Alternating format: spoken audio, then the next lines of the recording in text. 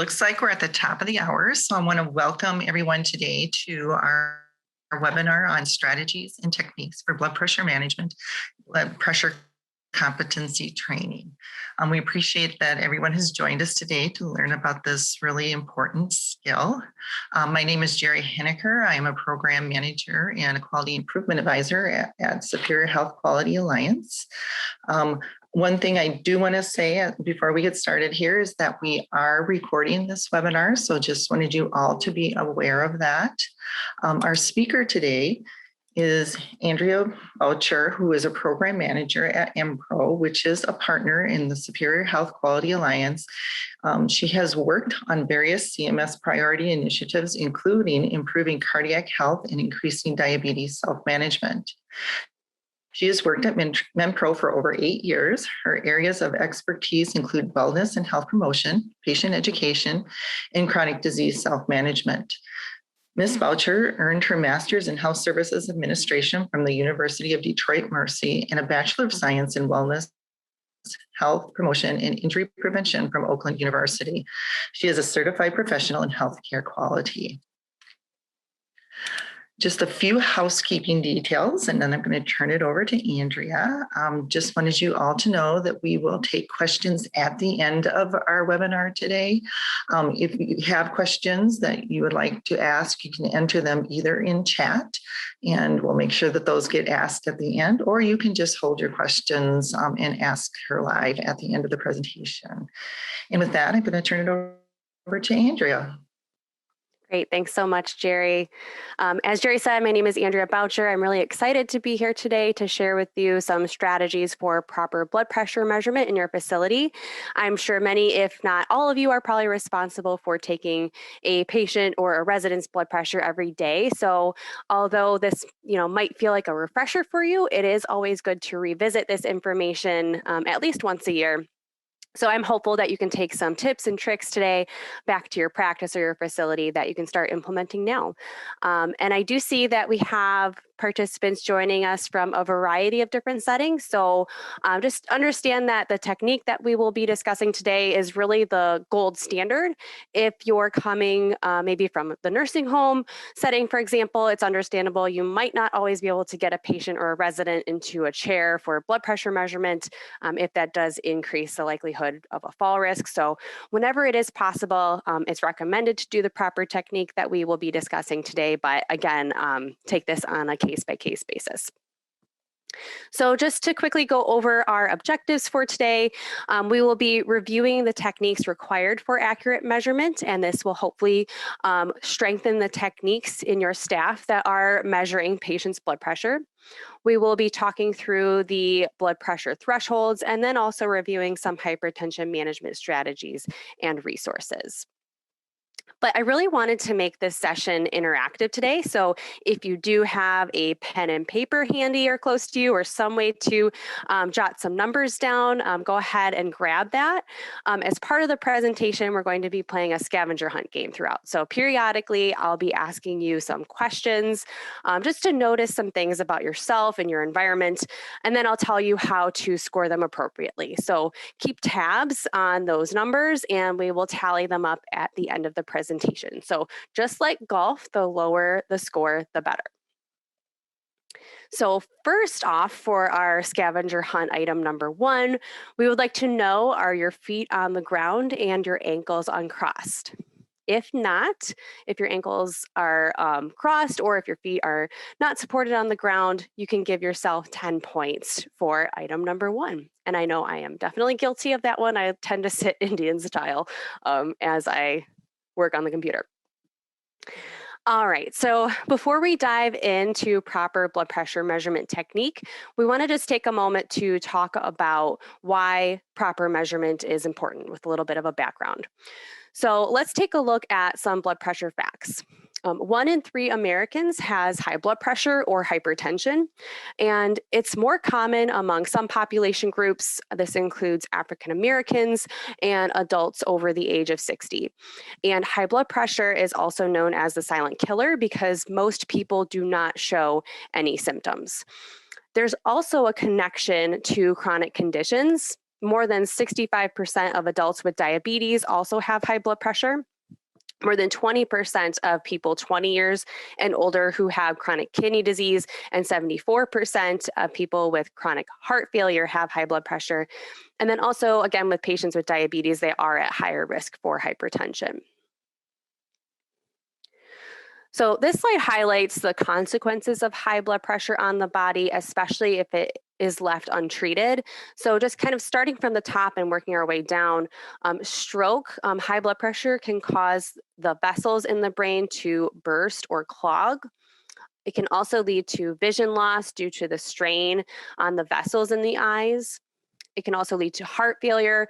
Causes the heart to enlarge and fail to supply blood to the rest of the body. Heart attack, which could damage arteries and cause blockages. Kidney disease, which can cause damage to the arteries around the kidney. And then also sexual dysfunction in both men and women. So really, blood pressure checks are that first step in identifying patients with high blood pressure and could ultimately avoid these potentially deadly consequences. So, why is it important to screen patients for high blood pressure? Obviously, you want to identify patients with uncontrolled high blood pressure.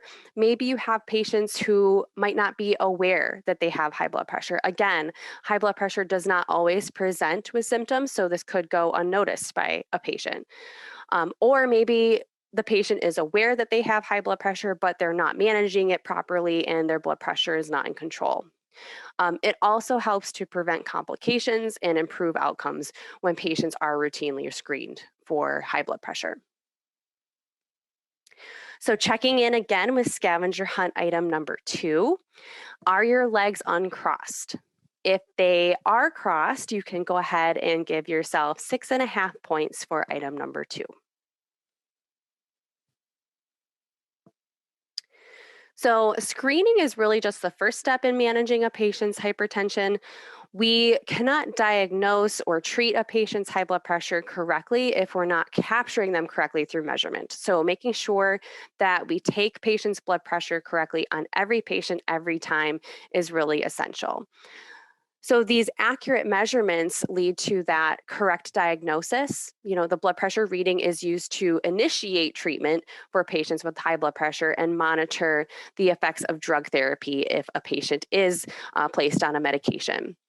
It also allows the patient to have timely and effective treatment, so making sure a patient does receive that appropriate medication in a timely manner. And then also routine monitoring. If a patient is diagnosed, making sure that they are continuously monitored throughout the year.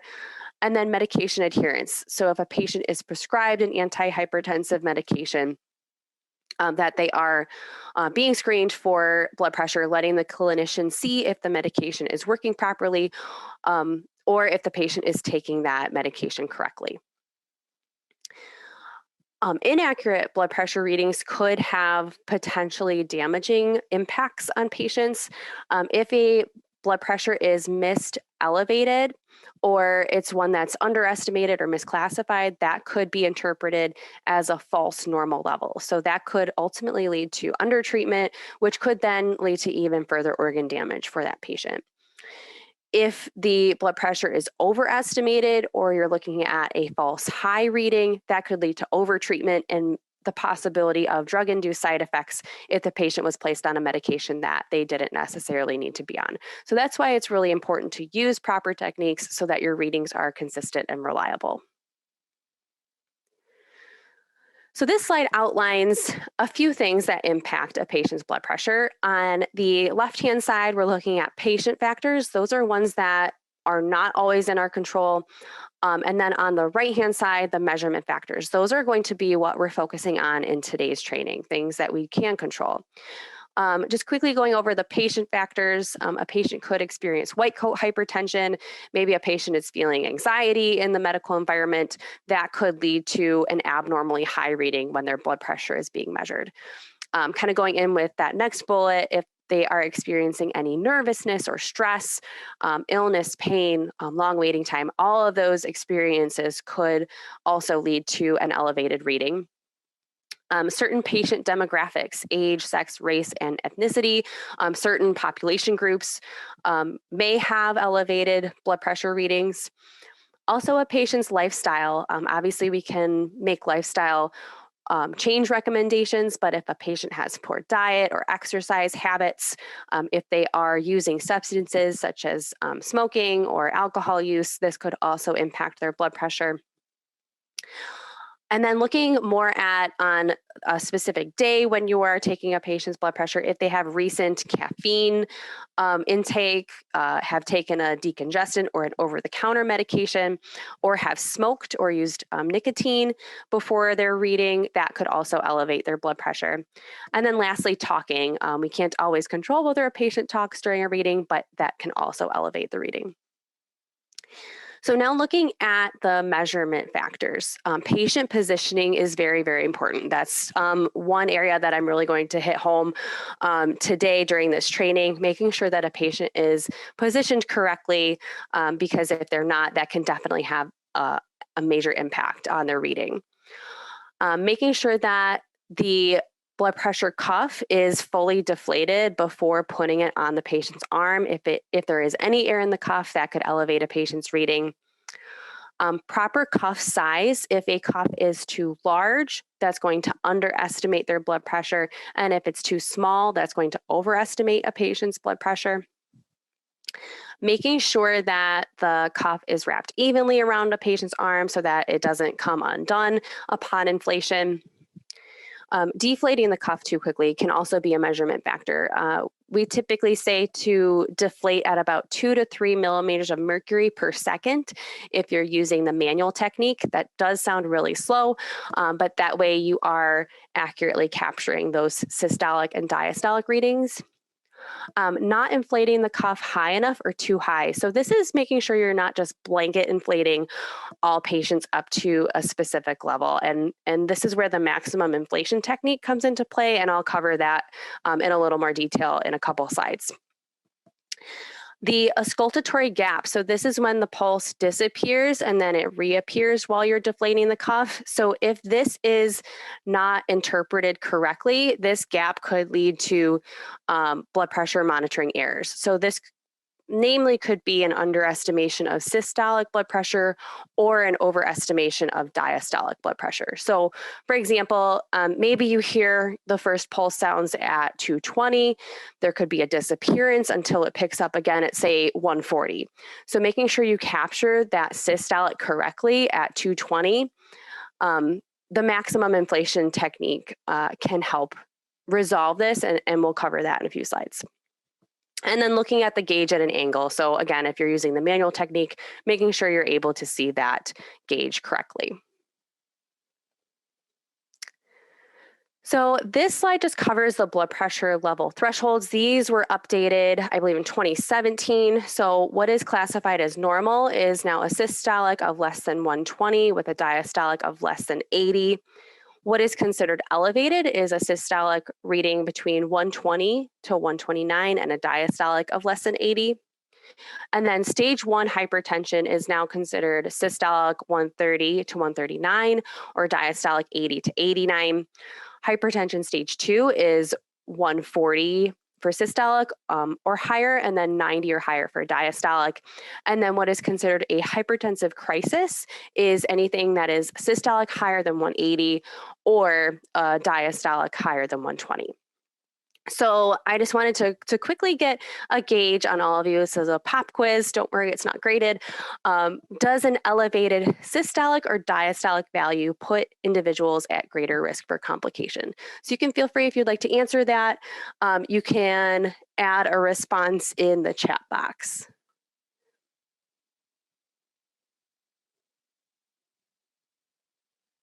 I'm seeing some answers rolling in. I'm seeing a diastolic. And it is diastolic. So if you have an elevated diastolic value, that is more greater risk for complications, since diastolic readings are when the heart is at rest. So great job, everybody. Time for scavenger hunt item number 3. Is your back supported? If you're seated but your back's not supported, you can go ahead and give yourself 5 points for item number 3. So now that we know the why of the importance of accurate blood pressure measurements, we will walk through the equipment that's needed. At your facility, you might have different types of blood pressure equipment. So we'll cover each of those and how you can use those to get accurate blood pressure readings. So there's multiple options for equipment that can be used to measure a patient's blood pressure. In general, the gold standard is going to be devices with the upper arm cuff. And here we've summarized manual, semi-automated, and automated devices. The top two on this slide show the two manual devices, one that is portable and one that is mounted to the wall, which is typically seen in patient exam rooms. These devices, you will be inflating the cuff using the inflation pump, and you'll be using a stethoscope to listen for cough sounds that are associated with those systolic and diastolic values. The automated and semi-automated devices are really easy to use, and those can be helpful in reducing the chances of human error. With a semi-automatic device, the user has to inflate the cuff manually by hand using the bulb, like the conventional device. And once it's inflated, the device can then start deflating, and the cuff will automatically deflate. And beyond that point, that reading is produced in a similar way as an automatic device. For fully automatic, it has an electronic pump for inflating the cuff. The operation of that device is really very easy to use and requires minimum input from the user. Once the cuff is placed on the patient's upper arm, the device can be switched on, and then the readings are produced automatically. So this can reduce the possibility of white coat hypertension, as the clinician could leave the room and multiple measurements could be taken. So it's also really important to make sure your devices are validated for clinical accuracy and that they are calibrated periodically. So this means that the device is being tested to make sure it's producing accurate readings. For manual devices, it's recommended that calibration should be every 6 months. One way to quickly see if a manual device is not calibrated is if the dial of the gauge is not resting at 0 when the cuff is fully deflated. The automated and semi-automated devices should be calibrated on an annual basis. And here you could reference the device manual to see if your staff is able to calibrate these devices themselves or have the devices calibrated by the manufacturer. So we've talked about the different types of blood pressure devices. We also need to know the components that make up a blood pressure device. So what you will need to measure is your blood pressure cuff.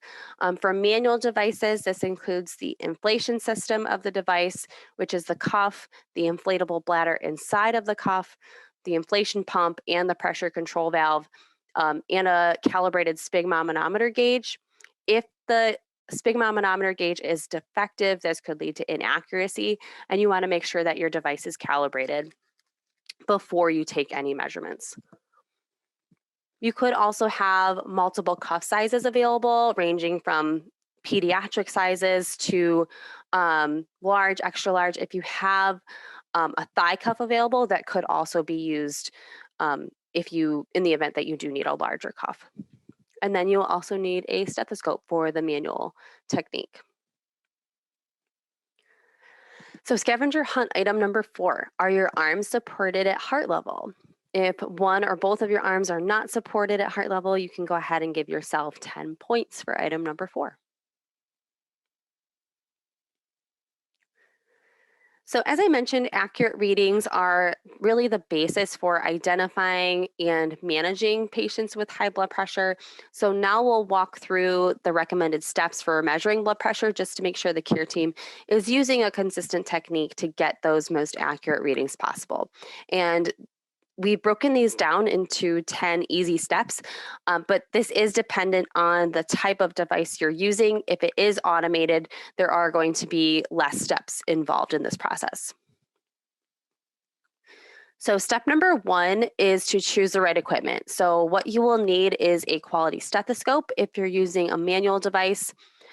Whether you're using manual or automated, you will need an appropriately sized blood pressure cuff per that patient, and we'll cover how you know that's a proper fit in just a second, and then a blood pressure measurement device. So step number 2 is to prepare the patient. Like I mentioned, patient positioning is very important regardless of what type of device you're using. So before you're measuring, you want to allow the patient some time at rest. 5 minutes is typically what's recommended. This is just to make sure that the patient has um, been given some time in case they've just walked in from the lobby, that their blood pressure can have some time to return to normal.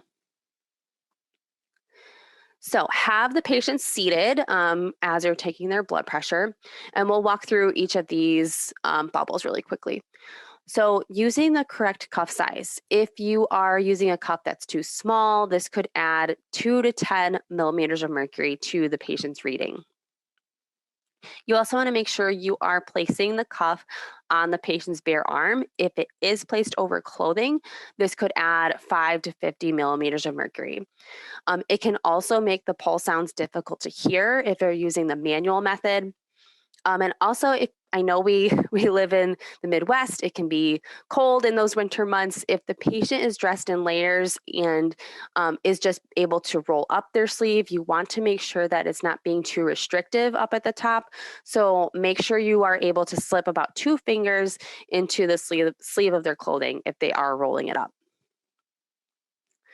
And then supporting the patient's arm at heart level. If it's unsupported, this could add 10 millimeters of mercury. Often these patient positioning factors will depend on the setup of your exam room or wherever you're measuring a patient's blood pressure. It is best if the patient is seated in a chair with an armrest, or maybe there's a tabletop next to the chair. You can also use your waist to support the patient's arm. You just want to make sure that the patient is not supporting the weight of their own arm as you're taking the measurement. And then make sure the patient is seated with their legs and ankles uncrossed. If they are crossed, this could add 2 to 8 millimeters of mercury. And while the patient is seated for the measurement, make sure that their back and their feet are supported. If that is not addressed, this could add 6 millimeters of mercury. And then making sure that the patient has an empty bladder. If let's say the patient needs a urinalysis during their appointment, I would recommend try doing that first so that they don't have a full bladder during their reading, because if they do, that could potentially add 10 millimeters of mercury. And then making sure there are no conversations going on in the room. If they are talking or even actively listening, that could add 10 millimeters of mercury.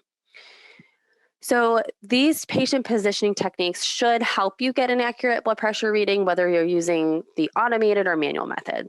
So no matter what way you're doing it, try to make sure that these areas are addressed. Step 3 is to choose the proper blood pressure cuff size. So I had mentioned a few times that if the cuff is too large, that's going to underestimate a patient's blood pressure. If it's too small, that will overestimate the blood pressure. So to make sure you choose the correct size, you can see from this slide that there is an index line on the blood pressure cuff. It runs along the width of the cuff. So as you're wrapping the cuff around a patient's arm, you want to make sure that that line is falling within the range that you see at the top of the cuff. So that lets you know that that cuff size is appropriate for the patient. If the cuff falls on the inside, that index falls on the inside of the range, you know that the cuff is too big. And then if it falls on the outside of the range, you know that the cuff will be too small. This slide is just for your reference. It is the blood pressure cuff dimensions by arm size. I don't expect you to go around with a tape measure and measure patients' arms, but just a note to say, if you notice that a large or an extra large cuff is still too small in a patient, you do have the option, if you have it available to you, to use an adult thigh cuff on the upper arm. All right, scavenger hunt item number 5. Are you dressed in layers? If you're wearing layers that cannot be removed from one or both of your arms, you can give yourself 27.5 points for this item. And then going into step number 4, placing the blood pressure cuff on the patient's arm. So here you want to palpate or locate where the patient's brachial artery is at the crease of the arm and position the blood pressure cuff so the artery marker on the blood pressure cuff is pointing down towards the brachial artery. And then you will wrap the blood pressure cuff snugly around the patient's arm. We do have a couple of 2-finger tips or rules here, making sure that the cuff is snug but not too tight. So you can have 2 fingers widths above the crease of the arm. So this gives you a place to put your stethoscope if you're using the manual method, so that you're not putting the stethoscope underneath the blood pressure cuff. And then 2 fingers should fit between the arm and the snugly wrapped cuff, so that way you're making sure it's not wrapped too tightly or too loosely. So another pulse check pop quiz question, which arm should be used to measure blood pressure? And you can feel free to drop a response to that question in the chat box. So do you think it's right? Do you think it's left? Is there not a recommended arm that should be used?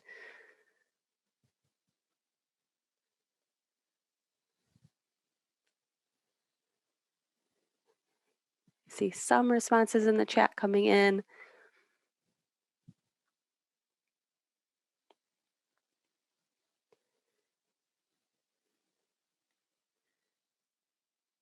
All right. So it's almost a trick question. The correct answer for this is at the patient's very first visit with you, you want to check a patient's blood pressure in both arms if they are able. After checking in both arms, you want to use whichever arm was giving a higher blood pressure reading at subsequent visits. So if, for example, a patient had higher readings in their right arm on their first visit with you, you would use that moving forward. All right, so step number 5 is positioning the stethoscope. So on the same arm that you placed the blood pressure cuff, you palpated the brachial pulse at the crease of the arm, and then you will place the diaphragm of the stethoscope over the brachial artery at this location. And step 6 is determine the maximum inflation level. So I have mentioned this a couple times. This is known as the auscultatory palpatory technique. And this is a technique for you to use to determine how high you should be inflating the cuff if you're using the manual technique. So like I said, this is so that not all patients are just blanket inflated up to a number, let's just say 200. If a patient typically has a lower systolic value, they don't necessarily need to be inflated that high. And that could help maybe make the patient feel a little more comfortable. Also, if the patient had a systolic value over 200, this would accurately capture that. So you have a couple of different options with the maximum inflation level. The first one is to inflate the cuff as you're listening for the brachial pulse. So here you have the cuff on the patient's arm, the stethoscope is located over the patient's brachial artery, and you're going to slowly inflate the cuff until you hear the pulse sounds disappear through the stethoscope. You're going to look at the gauge and note that number where you heard the pulse sounds disappear, and then inflate 20 to 30 millimeters of mercury above that level, and then you can deflate to take your reading. Option 2, you won't be using the stethoscope yet. You will have the cuff on the patient's arm. Inflate the cuff as you're palpating the radial pulse. And until you feel the pulse disappear, note that gauge reading. And then as you're taking the blood pressure, you would go 20 to 30 millimeters of mercury above that level. All right, checking in for scavenger hunt item number 6. Are you talking? If you're having a conversation, give yourself 6 points for item number 6. All right, then step number 7 is slowly deflate the blood pressure cuff. If you are using automated or semi-automated, this will be done for you after you press the start button. But with the manual technique, you will begin deflation by gently loosening the thumb valve. Again, you want the pressure to fall at about 2 to 3 millimeters of mercury per second. And this is just to make sure that you're noticing the cough sounds at that right systolic and diastolic levels. Step number 8 is to listen for the systolic reading, and that is the first occurrence of pulse sounds heard as blood begins to flow through the artery. And that top systolic is the top number, which represents the pressure in the blood vessels when the heart is beating. Step 9 is listening for the diastolic reading. So the diastolic reading is when the last pulse sounds are heard before all sounds disappear. Diastolic is that bottom number, and that is representing the pressure in the vessels when the heart is resting between beats. And step 10 is double check for accuracy. So if a patient's blood pressure is over 120/80, it's recommended to take a confirmatory measurement just to determine if the patient's blood pressure is in fact elevated. Um, you want to note the individual readings as an average, and it gives you a snapshot. So some of the automated devices will do that for you. They will give you each individual reading and then also give you a summary of all of the readings as an average. You want to make sure you're waiting about 1 to 2 minutes between readings, because as you are inflating the cuff on a patient's arm, that could also elevate it a little bit. So you want to make sure you're letting them come back down to baseline. And then scavenger hunt item number 7. So, pardon the inquiry, but do you need to use the restroom? If you do have a full bladder, you can go ahead and give yourself 10 points for item number 7. So, we've walked through the steps to properly measure a patient's blood pressure. What we will be covering next is just some hypertension management strategies and resources for you. So, a little bit of a background about diagnosing hypertension. This must be done based on multiple elevated readings. You can look at a patient's medical history to see if they've had multiple elevated readings from previous visits, or if this is their first elevated reading, you want to make sure that that patient is being seen again in about 1 to 4 weeks to confirm a diagnosis of hypertension if they have an elevated reading at that future visit. So, a best practice for identifying, treating, and managing hypertension is to implement a blood pressure protocol. This helps to ensure that clinicians are diagnosing and treating hypertension in a standardized way, of course, with exceptions based on their clinical judgment, and that these recommendations are staying up to date. So, this is a tool from the American Heart Association and the American Medical Association. It's something that your team can refer to for a treatment protocol. Within this tool, and we'll send these slides out too, and the link is available at the bottom of this slide. But you are able to click on each hypertension threshold, and it will guide you through the recommended action, when to reassess that patient, and during reassessment, what those next steps should be if the goal for blood pressure was met or it was not met.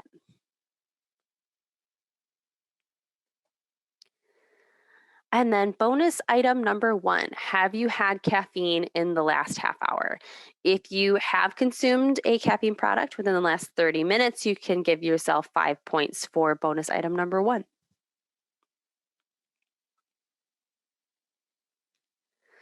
Another great resource is a competency checklist. So, this is a tool that can be used to observe technique in your staff, those that are responsible for measuring blood pressure. It includes all of the steps that we covered today, with 2 columns, whether that step was performed or whether it was not performed. So this is really helpful to go through with your staff as they're measuring patients' blood pressure, just to check and make sure that they are using proper technique. This could be used no matter what type of device.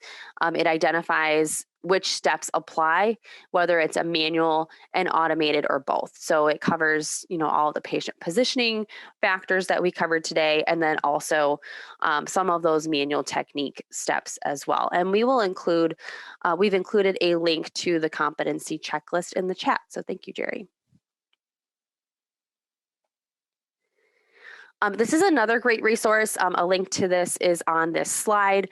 But this is through the Target BP program, and it's another way to make sure that your staff are taking patients' blood pressures accurately every time. So just going through this checklist and making sure that each of these components was addressed or not.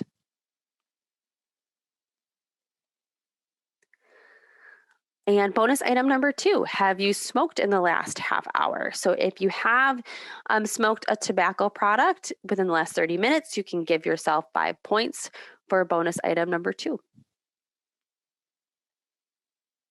And then quickly going into bonus item number 3, were you just doing moderate or high level physical activity?